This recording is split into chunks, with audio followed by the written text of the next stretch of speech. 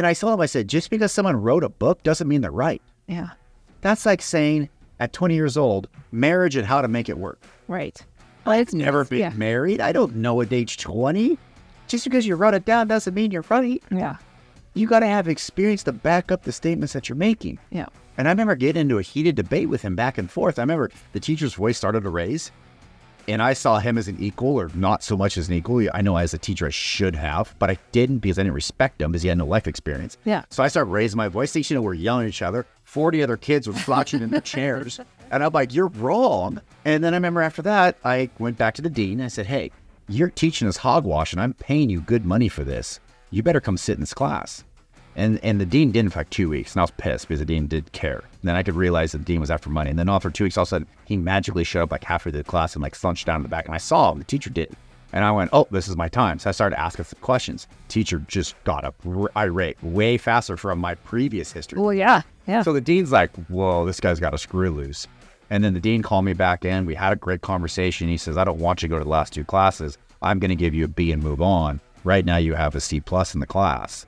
And I said, yeah, but look at the test. Read the questions or read my answers. I deserve an A. And he just goes, Aaron, I need you to void from this scenario and just leave. And I'm like, fine.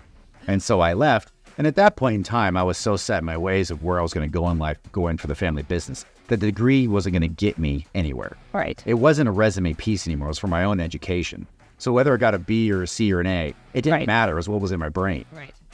But my victims of education theory is sound. And this is why it's really sound. And that's what I want you guys to really hear what I'm saying right now. It teaches you not to take chances, and it teaches you to stay inside your bubble. That safety net of schooling and work as a group is a BS safety net. And I'll tell you it's a BS safety net because the tax man is still going to come for his share of all of your earnings. And that's not a team effort. You're still going to pay all your taxes to Uncle Sam based on the income that you make. That's never going to change. If you want to make more money and have a better life, you're going to owe more taxes. And so to make more money, you're going to have to stick your neck out. And that's just the plain and simple of it. And I think the schooling system kills entrepreneurs. It certainly doesn't do a very good job of encouraging them because schools ultimately, as you pointed out, are all about the mighty dollar. Mm-hmm. And what was going to bring more money in? Telling people, hey, you know what?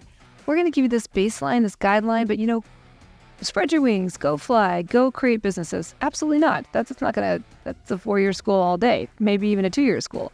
How do you get people to do their PhDs? How do you get people to do their master's degrees? Tell them that they need this information so that they can move forward and succeed in life. It's an interesting theory.